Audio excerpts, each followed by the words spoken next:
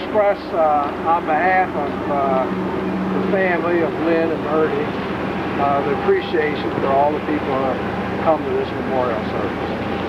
And they asked me to start off with a few readings. And the readings are familiar and have in the past comforted a lot of people in similar times and get us in the mood of thinking about memorial type thoughts. And the first is from the Old Testament, Ecclesiastes. I'll try to talk as loud as I can so you at least have a chance of hearing me.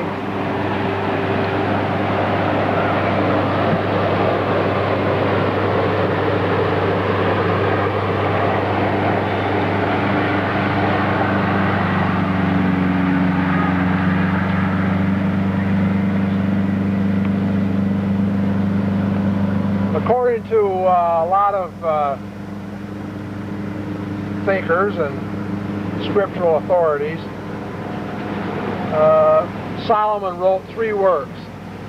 He wrote a love song, the Song of Solomon, when he was a young man, and he wrote Proverbs when he was a middle-aged man, and when he was an old man, he wrote Ecclesiastes, which in some way, to him, or the people that think that Solomon actually wrote it, sums up his thoughts on his life.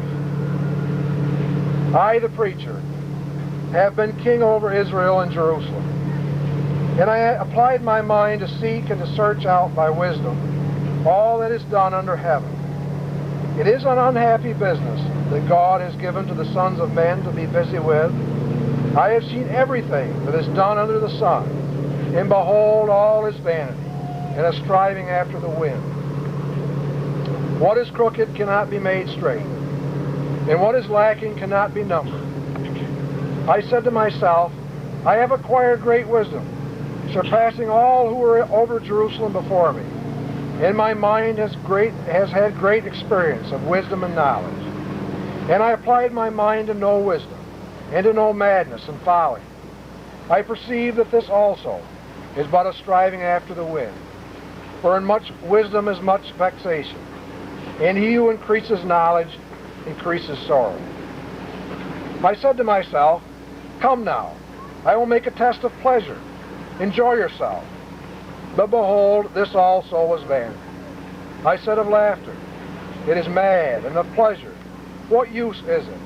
I searched with my mind how to cheer my body with wine, my mind still guiding me with wisdom, and how to lay hold on folly, till I might see what was good for the sons of men to do under heaven during the few days of their lives.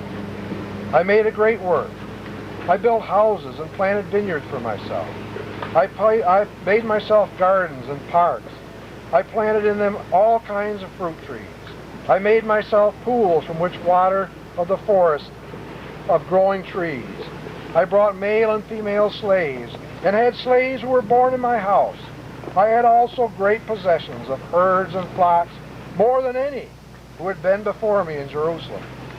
I also gathered for myself silver and gold and treasures of kings and whole provinces.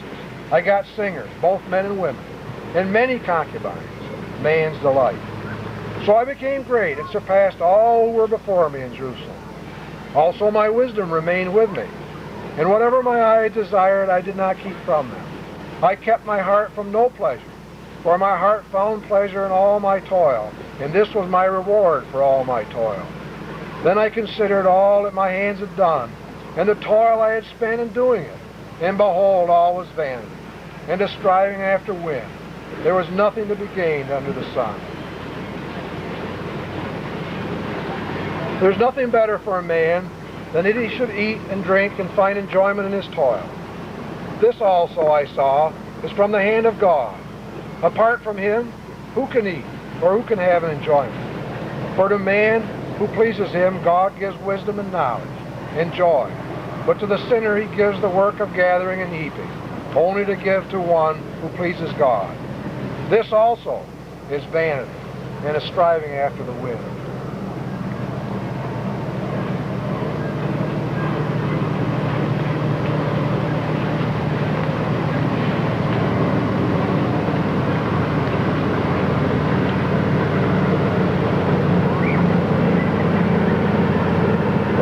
saw under the sun that the race is not to the swift, nor battle to the strong, nor bread to the wise, nor riches to the intelligent, nor favor to the men of skill, but time and chance happen to them all. For man does not know his time. Like fish which are taken in an evil net, and like birds which are caught in a snare, so the sons of men are snared at an evil time, when it suddenly falls upon them. The second reading is from the New Testament, which, at least in this part, is more upbeat and more optimistic. And some people find it more comforting. From 1 Corinthians. But someone will ask, how are the dead raised? With what kind of body do they come? You foolish man, what you sow does not come to life unless it dies. And what you sow is not the body which is to be, but a bare kernel, perhaps of wheat or of some other grain. But God gives it a body as he has chosen, and each kind of seed its own body. For not all flesh is alike. But there is one kind for men, another for animals, another for birds, and another for fish. There are celestial bodies, and there are terrestrial bodies. But the glory of the celestial is one, and the glory of the terrestrial is another. There is one glory of the sun, another glory of the moon, and another glory of the stars. For star differs from star in glory. Lo, I tell you a mystery. We shall not all sleep, but we shall all be changed, in a moment, in the twinkling of an eye, at the last trumpet. For the trumpet will sound, and the dead shall be raised imperishable, and we shall be changed. For this perishable nature must put on imperishable. This mortal nature must put on immortality. When the perishable puts on the imperishable, and the mortal puts on immortality, then shall come to pass the saying that is written, death is swallowed up in victory. O death, where is thy victory? O death, where is thy sting? The sting of death is sin, and the power of sin is law. But thanks be to God, who gives us the victory through the Lord Jesus Christ. Therefore, my beloved brethren, be steadfast, immovable, always abounding in the work of the Lord, knowing that in the Lord your labor is not in vain.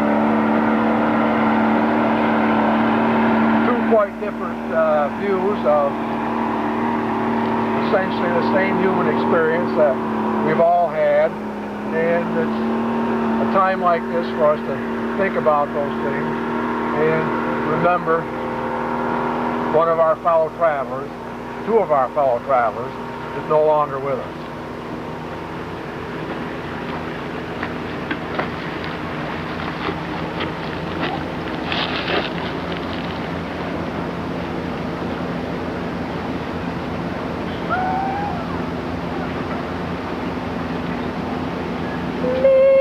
Midnight, not a sound from the pavement as the moon lost her memory.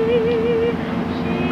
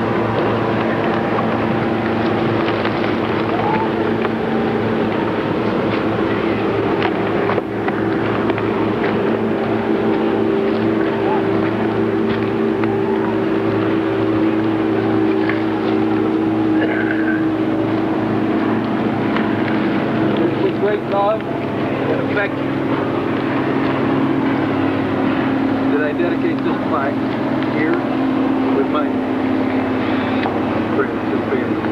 Thank you.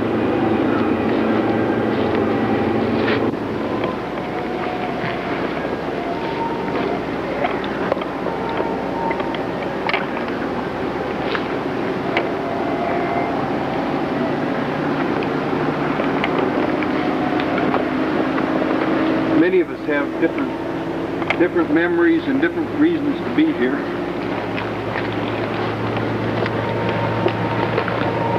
And anyone who feels like it, we encourage to share, if you wish, to share your reason for being here.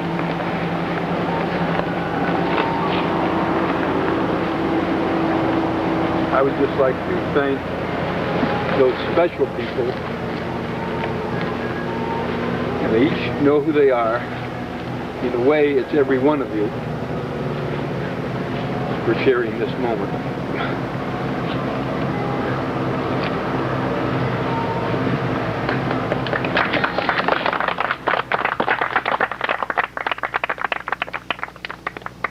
Some of our feelings, reminiscences of Ernie and Lynn, and everybody wants to say something profound, but it's the things that we really remember that are the important things, maybe.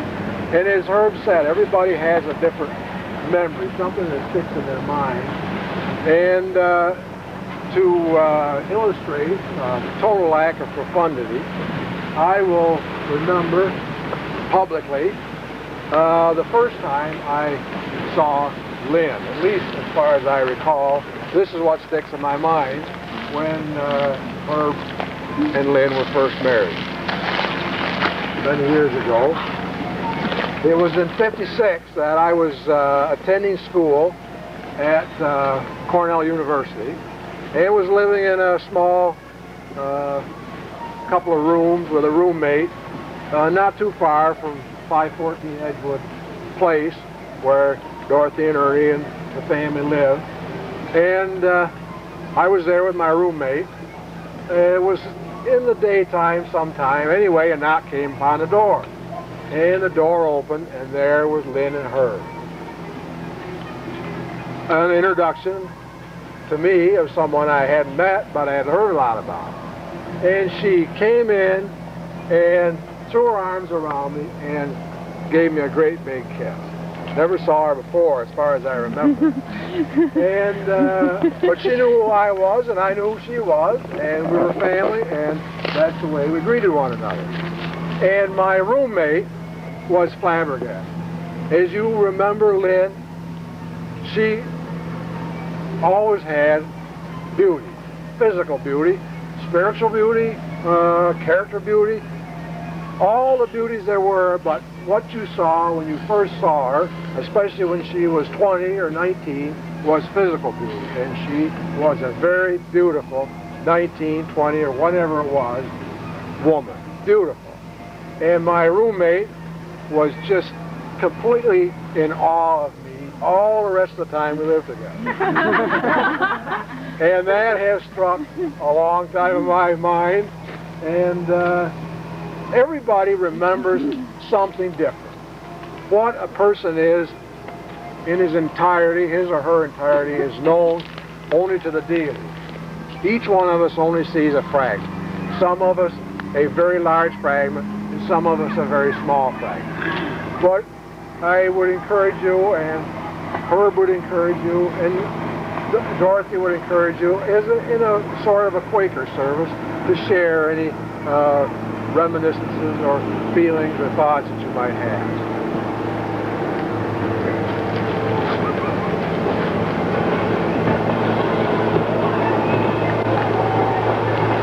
My name is Lorette Shunker. My husband, Peter, and my family, we lived next to Herb and Lynn in Syracuse. And I'll never forget the very first time they were here. They walked over and said, "Hi, where's your niece?" And it was a bonding right from the very beginning. And for the number of years that they lived there, I had a very difficult time I had an invalid mother living with me, and a newborn, and a 5-year-old. And Lynn knew when I was down, and she very often, she came by, and she just knew when I needed her. And, you know, it wasn't just in those sad times that she was there to help me, but we always had an awful lot of fun with them. And, you know, the years that they moved away and they were in Louisville, even though we didn't see them very often, they were dear friends. And I always got beautiful letters from Lynn every single Christmas. She brought me up to date on everybody. And, you know, there's always a special place in your heart for people that you go through rough times with and happy times. And it'll always be there. She's been a tremendous amount of pressure. And I guess the one really big thing that I recall that meant so much to me was a weekend I spent right here on this island with Lynn and the kids.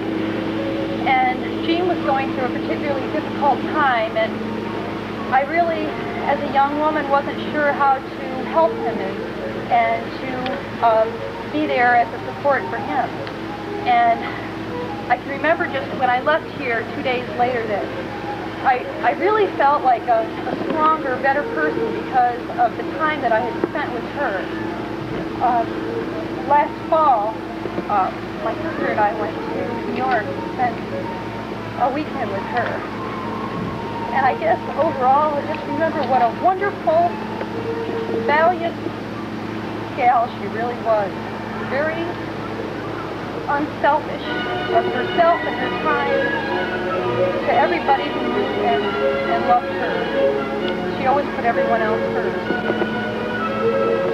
I love her so much.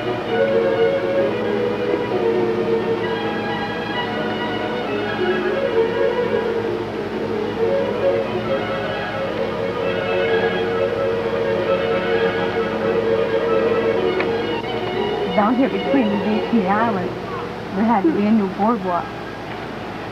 Because at the time, water went through. And I remember Ernie putting up the new boardwalk. And I was a little baby. But I helped. Everybody with the new siding on the boathouse. I helped. I was pleased, but I helped. And I remember his patience and his gentleness. But what I remember most of all about Ernie, he never went anywhere without Dorothy. He always, always, always smiled. And I can remember thinking, if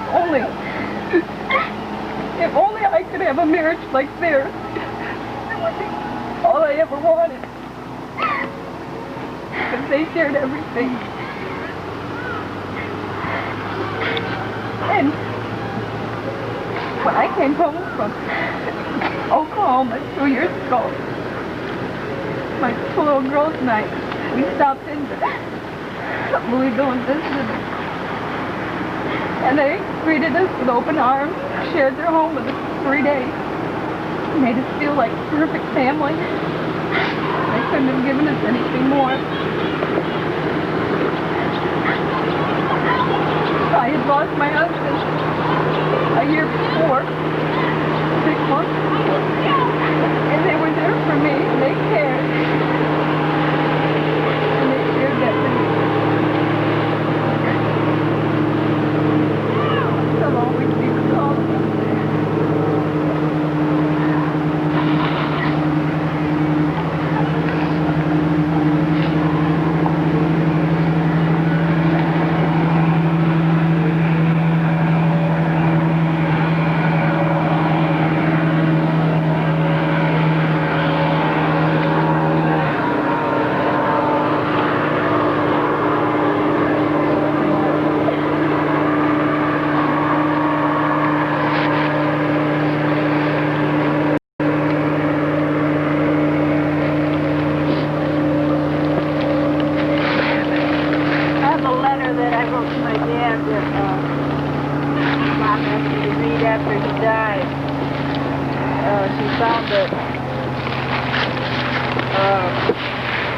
With some of his things, and he never kept anything.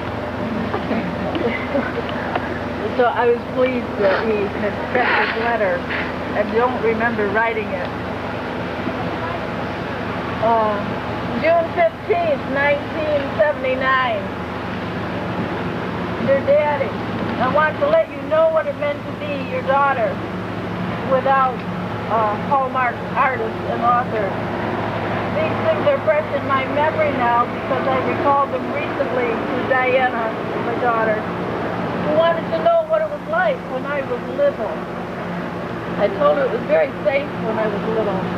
Very few events were scary. I felt secure and loved when my daddy held me after my wart on my finger was removed.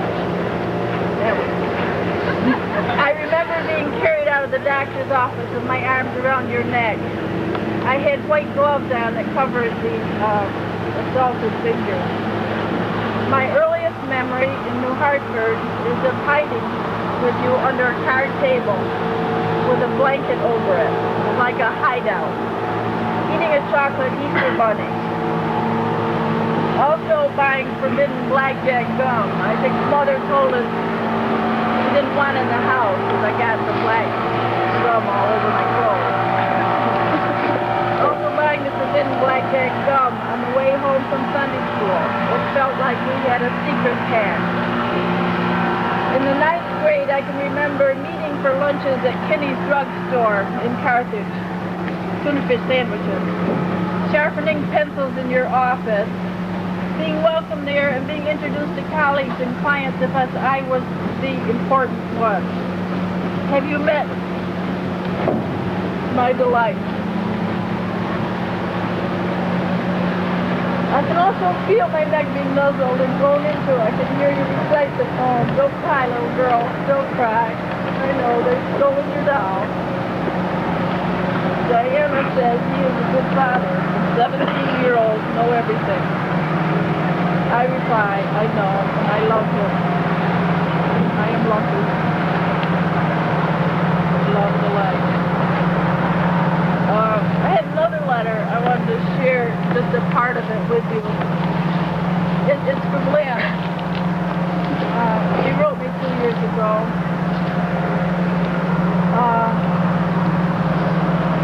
Maybe as we get old enough to appreciate ourselves, we also find pegged down deep resources of determination and energy,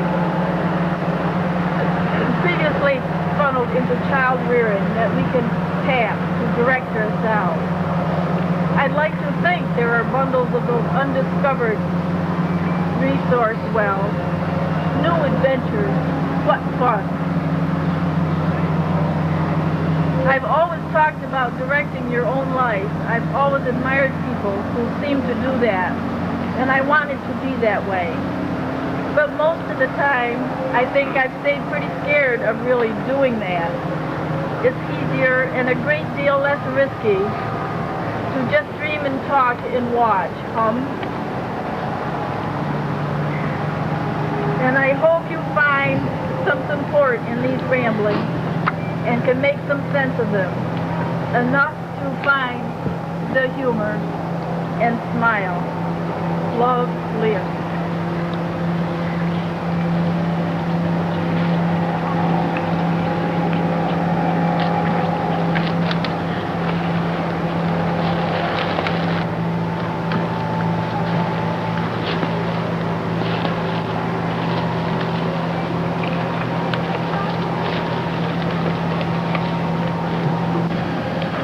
I'm Lynn's brother, and I can only look at that sun setting over there and think how beautiful it is, and it's sort of significant with both Lynn and Ernie that they're kind of going over the mountain a little bit, but think about tomorrow that the sun will come up again and be probably as bright or brighter.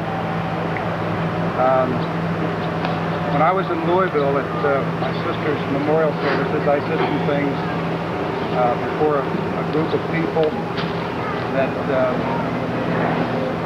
I can't recall all the things other than the fact that I was so pleased that Herb came into our lives and stole my sister away, and we were a little upset in those days. And the words were, who are these two kids that are running off to get married? But they made a beautiful life together, and they had some beautiful children whom we love very much. And I only ask that over the years to come that we all stick together as close as ever and care for each other. Ernie, I have to tell you that Ernie threw fear in me every time I talked to him because he was a man's man and he never said anything without a reason. I mean, everything was thought out. Every word that came out of his mouth was, he thought about, and he didn't say anything flippant. And I thought, boy, I wish I could be like that, because I'm always rambling off. But I really respected Ernie and loved him very much, and I love my sister very much. Thank you.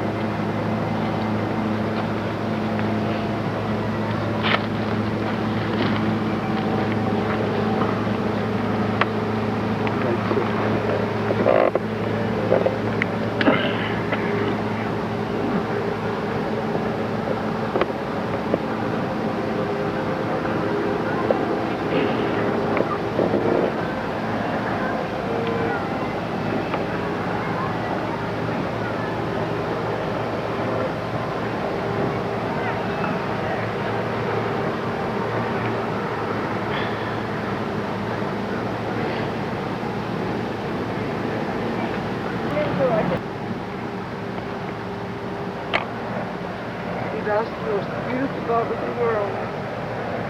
And I just want to say that I'm so thankful for the wonderful husband that she had. How dearly, dearly we love him. How devoted he was to her all through this illness. I'm so thankful that they came together, that we had the opportunity of knowing Ernest and enjoying him. And we loved every member of that family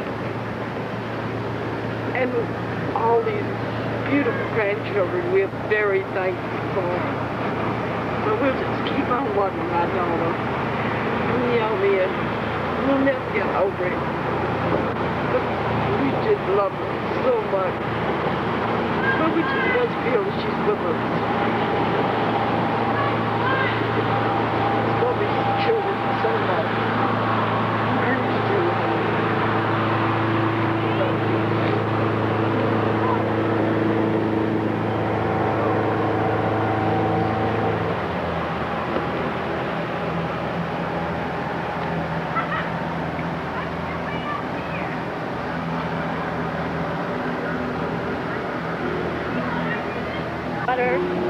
Probably tell by looking at me. All my life, people have been saying, "You look so much like your mother," and out of the children, you know, I see your mother in you, and I never really realized it until just recently. And looking, you know, I can look at pictures of myself and her, and she always used to compare, you know, our baby pictures, and as we got older. But real recently, I'm 16 now. I can look at our pictures, and I could be in the same picture with my mom, and we do look a lot alike. It's really scary. But so I just wanted to say, for, you know, to those of you that if you didn't know my mom, or if you did, to say that I look like my mom is a great compliment. But I hope I can just live half the life that she did. And I love her a lot, as our whole family did. We're a big family. And like I said,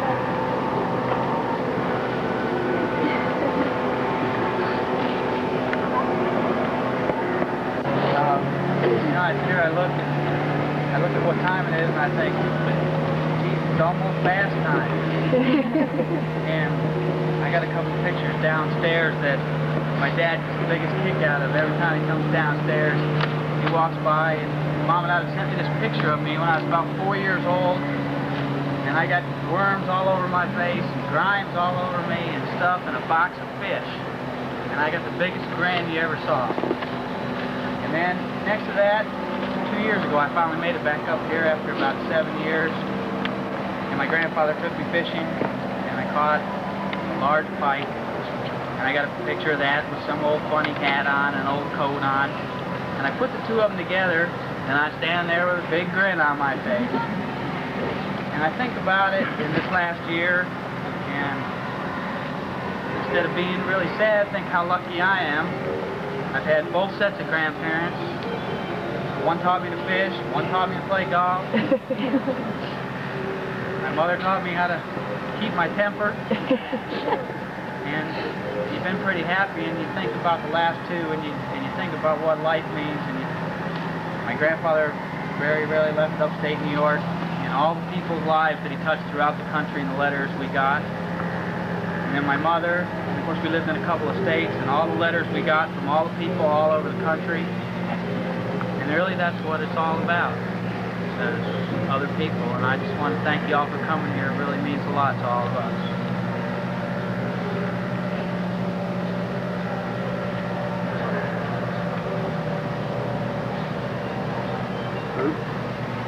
Get on the gazebo.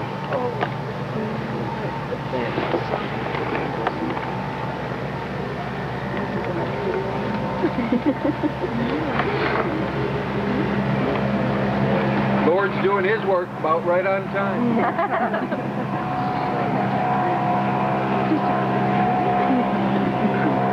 Expect he wouldn't.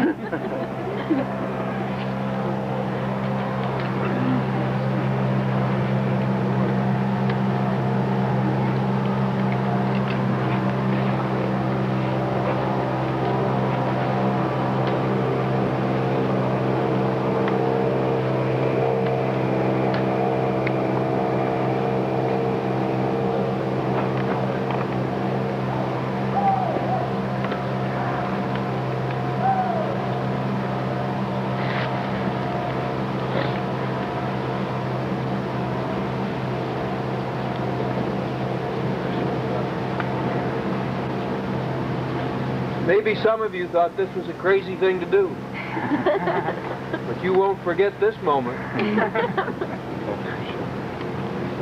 Lord, he's really smiling.